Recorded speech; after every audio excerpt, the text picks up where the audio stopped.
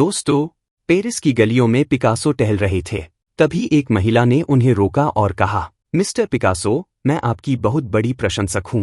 क्या आप मेरे लिए एक छोटा सा चित्र बना देंगे? पिकासो ने मुस्कुराकर कागज लिया और कुछ ही मिनटों में एक सुंदर चित्र बना दिया। फिर बोले, इसकी कीमत है 1 मिलियन फ्रैंक। महिला चौंक गई। इतना? लेकिन इसे तो आपने केवल 5 मिनट में बना दिया। पिकासो शांत स्वर में बोले, नहीं मैडम, इसे 5 मिनट में बनाने के लिए मुझे 40 साल लग गए। दोस्तों, आपने चीनी बांस का पेड़ देखा है? इसे बोने के बाद पहले 5 साल तक जमीन से कुछ भी नहीं दिखता। हर दिन इसे पानी देना पड़ता है, देखभाल करनी पड़ती है, लेकिन बाहर से कोई नतीजा नहीं। फिर अचानक 5वें साल में कुछ ही हफ्तों में यह 80 से 90 फीट ऊंचा हो जाता है। क्या यह अचानक हुआ? नहीं, 5 साल की कंसिस्टेंसी और धैर्य ने ही इसे संभव बनाया। इसी तरह आपकी मेहनत भी समय पर फल देती है। दोस्तों, यही जीवन का नियम है। महानता एक क्षण में नहीं आती, बल्कि वर्षों की निरंतर साधना से आती है। जिस तरह योग में आसन, प्राणायाम या ध्यान पहली बार में कठिन लगते हैं, उसी तरह किसी भी कला या कौशल की शुरुआत कठिन लगती है, लेकिन नियमित अभ्यास से वही कठिनाई सहज बन जाती है। अगर आप रोज लिखेंगे तो लेखक बनेंगे,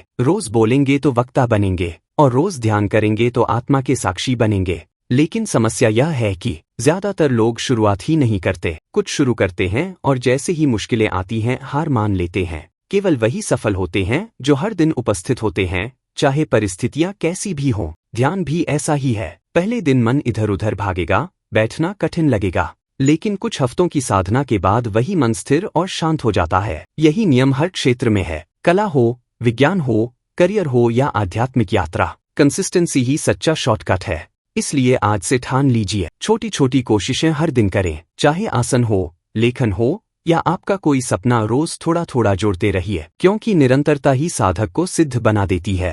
तो दोस्तों, याद रखिए, पिकासो की कला हो या योगी की साधना, महानता अचानक नहीं आती, वह आती है रोज रोज के अभ्यास से। तो खुद से वादा कीजिए, आप शुरुआत करेंगे और हर दिन उस पर डटे रहेंगे। यही है असली योग, यही है असली सफलता।